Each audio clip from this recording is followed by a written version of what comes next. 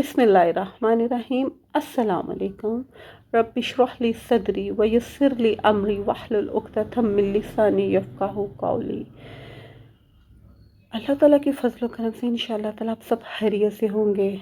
चलिए आज बात करते हैं वाक़े इफ़्क के बारे में, जो कि सूरत अल नूर के पहले 2 रुकों में बयान किया गया है। इसमें वैसे तो सीखने के लिए बहुत सी बातें हैं, अल्लाह ताला ने वाज़िह तौर पर अहकामात जारी किए हैं, लेकिन कुछ बातें ऐसी भी हैं जो हमारे समझने के लिए हैं। आज की औरत, तकरीबन हर औरत जो है वो ऐसे मामलात में फंसी हुई नज़र आती है।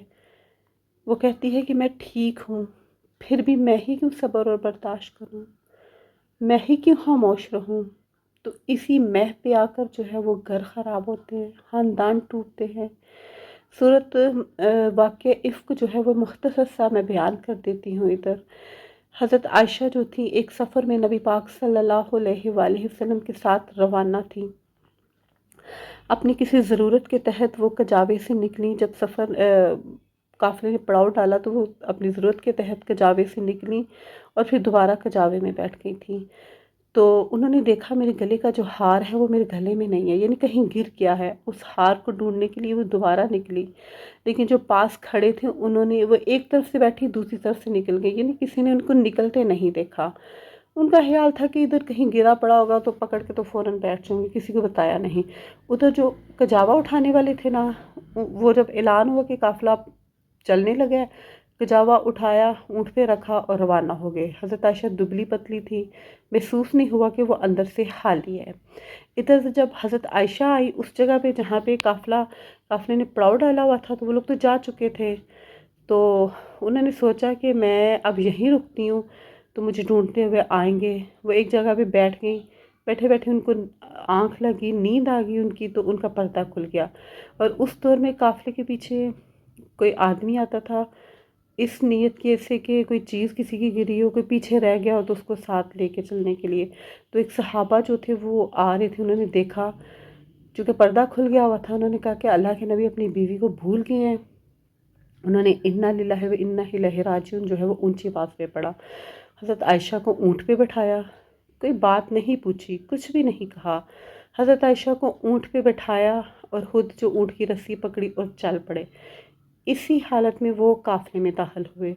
जो अब्दुल्ला बिन उबई मुनाफिकीन का सरदार था, उसने इस तरह आने पे इसका इतना गलत नक्शा जो है वो सोसाइटी में खींचा कि लोग तरह तरह की बातें करना शुरू हो गए। यानी हज़रत आयशा पे उसने बहतान तराज़ी की, लेकिन हज़रत आयशा को नहीं पता था। वो महसूस करती थी कि अल्लाह के नबी का जो रवैया है वो बदला हुआ है। अल्लाह के नबी ने भी एकदम से आके जो है वो उनके ऊपर चढ़ाई नहीं की, बस कुछ रवैया बदला हुआ उनको लग रहा था। तो हज़रत आयशा ने कहा कि कुछ तबीयत ख़राब हुई, तो उन्होंने कहा कि मैं अपनी वालिदा के घर जाना चाहती हूँ। तो नबी पाक सल्लल्लाहु अलैहि वसल्लम ने इजाज़त दे दी। तो इस बात पे भी वो हैरान हुई, कुछ फ़िक्रमंद हुई कि अल्लाह के नबी ऐसे तो नहीं करते थे, पहले इजाज़त एकदम से नहीं देते थे और अब एकदम से मिल गई है। तो अपनी वालिदा के घर जाके रहने लगी। तो वहाँ पे उनको मालूम हुआ, वालिदा ने नहीं बताया, वो अपनी वहाँ पे वो अपनी ज़रूरत के लिए घर से बाहर निकली। तो जो दूसरी सहाबियात थी उनसे मालूम हुआ कि माशरे में उनके बारे में क्या बहतान तराज़ी हो रही है। तो वो रोती हुई घर आई, 2 दिन रोती रही, आके अपने माँ बाप को भी नहीं कुछ कहा, वावेला भी नहीं किया, ये नहीं कहा कि अल्लाह के नबी से फ़ौरन बात करें, कुछ नहीं कहा। 2 दिन घर में रोती रही हैं।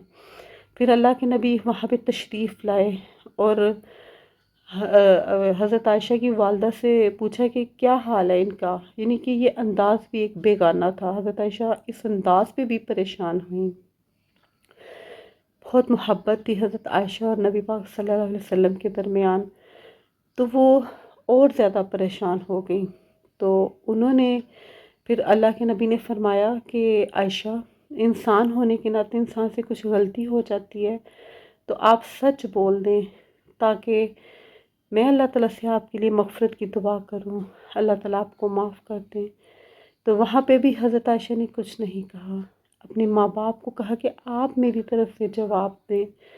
तो माँ बाप ने भी कुछ नहीं कहा। नबी पाक सल्लल्लाहु अलैहि वसल्लम کی ہیبت کی وجہ سے کہ سامنے نبی تھے، کوئی عام انسان نہیں تھا، وہ خاموش رہے۔ وہاں پہ حضرت عائشہ نے کہا کہ میں اگر سچ بولوں گی تو آپ جھوٹ سمجھیں گے، اور جھوٹ بول کے میں اپنے اوپر بہتان گڑوں گی۔ تو وہاں پہ انہوں نے کہا میں وہی کہوں گی جو یوسف علیہ السلام کے باپ نے کہا تھا، انما اشکو بسی و حزنی الی اللہ، کہ میں اپنے غم جو ہیں وہ صرف اللہ سے بیان کروں گی۔ وہ یہ کہہ کر چادر اوڑھ کر لیٹ گئیں۔ ان کا اتنا کہنا تھا کہ نبی پاک صلی اللہ علیہ وآلہ وسلم کے اوپر جو ہے وہ وحی کے اثرات نازل ہونا شروع ہو گئے۔ جب وحی مکمل ہوگی تو آپ نے پسینہ پہنچا اور اللہ کے نبی کو مبارک دی۔ اللہ کے نبی نے حضرت عائشہ کو مبارک دی اور کہا کہ اللہ تعالیٰ نے آپ کے لیے خوشخبری بھیجی ہے، اللہ تعالیٰ نے آپ کے حق میں گواہی بھیجی ہے۔ تو حضرت عائشہ نے اللہ کا شکر ادا کیا۔ تو حضرت عائشہ کی جو والدہ تھیں انہوں نے کہا کہ عائشہ اللہ کے نبی کا شکریہ ادا کرو۔ تو حضرت عائشہ نے کہا میں اس کا کیوں شکریہ ادا کیوں نہ کروں جس نے میرے حق میں گواہی دی ہے۔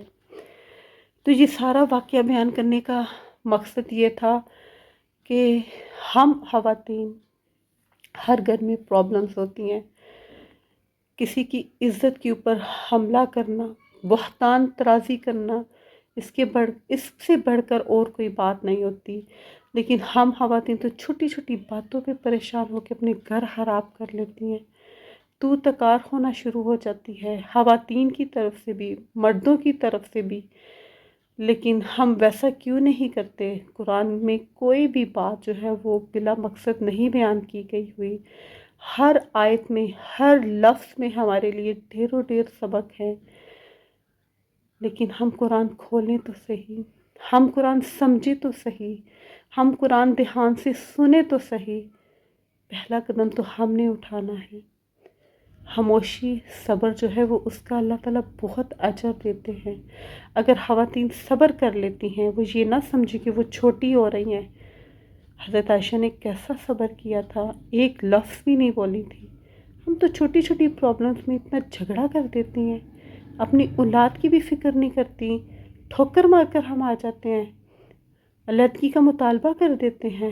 لیکن وہاں پہ کیا ہوا تھا؟ انہوں نے کہا تھا انما اشکو بسی و حزنی الی اللہ، کہ جب اللہ پہ چھوڑا تھا تو پھر اللہ تعالیٰ نے، حضرت عائشہ فرماتی ہے میں سمجھی کہ اللہ تعالیٰ فرما دیں گے کہ بھئی عائشہ سچی ہے، لیکن اللہ تعالیٰ نے ان کے حق میں قرآن اتارا کہ قیامت تک ان کے حق میں یہ آیتیں پڑھی جائیں گی، اور پھر واضح احکامات جو تھے وہ اتارے کہ کوئی کسی پہ بہتان لگائے تو یہ سزا دیں، ایسے ایسے کرے۔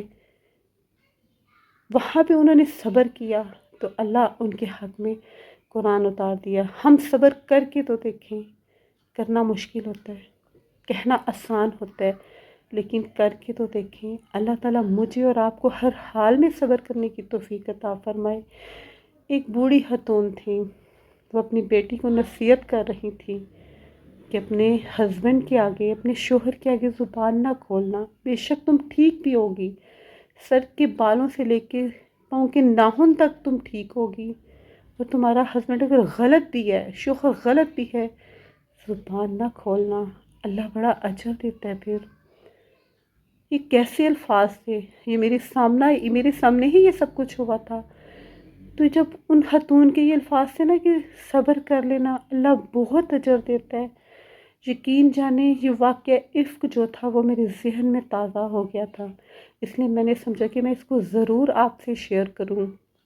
اللہ تعالیٰ ہم سب کے گھروں کے اوپر اپنا فضل و کرم اور رحمت اتارے اور ہمیں صبر کرنے کی توفیق عطا فرمائے، ہمیں انما اشکو بسی و حزنی الی اللہ کہنے کی توفیق عطا فرمائے۔ بے شک اللہ تعالیٰ ہی ہر چیز پہ کارساز ہے، بے شک ہمیں صبر کی توفیق بھی اللہ تعالیٰ سے ہی مانگنی چاہیے۔ السلام علیکم ورحمۃ اللہ وبرکاتہ۔